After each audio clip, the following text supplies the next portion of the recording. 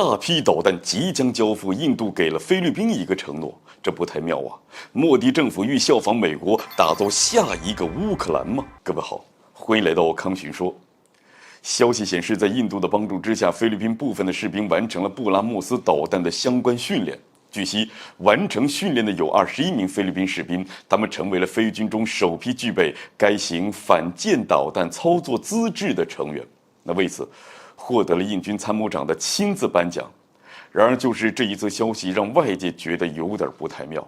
去年1月份呢，布拉莫斯航空航天公司与菲律宾国防部签订合作，于2023年交付首批装备。而就目前来看，这些导弹距离交付怕是不远了。一旦该导弹交付，菲律宾将拥有第一种具有威慑力的武器。菲律宾前国防部长洛伦扎纳曾经表示，根据规划，这布拉莫斯导弹会最先装备菲律宾陆军，用于执行近海任务。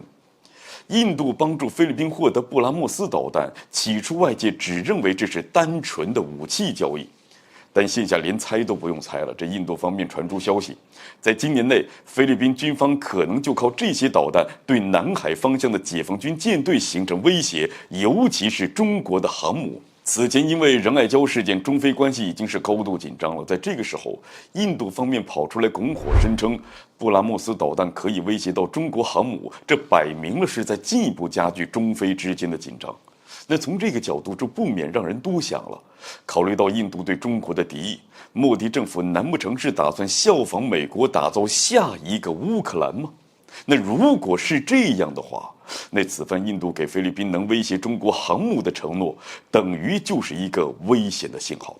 那不过话又说回来，我国虽说需要对此保持警惕，但是也不必过于紧张。毕竟，布拉莫斯导弹的性能到底有多强，那还是一个未知数呢。站在印度的角度，该国自然会大肆的吹嘘该导弹的性能，比如拦截它极具挑战性，比如有可能阻止中国的活动。可真要比上一比，印度怕是要把这鹰击21和鹰击12给忘记了。那退一步来说吧，就算布拉莫斯导弹威力不俗，但是菲律宾军方至今还没有建立完备的海上防御系统，所以在超音速导弹这类武器使用经验严重不足的情况之下，光靠布拉莫斯导弹自带的侦察引导系统，还很难对解放军构成什么威胁。另外呢，这印度可能是想借着菲律宾的手对付咱中国，可对于这样的想法，这菲律宾会同意吗？暂且不说这菲律宾愿不愿意充当印度的打手啊，与中国作对，仅中国对菲律宾的重要性，菲律宾政府就不会站在中国的对立面。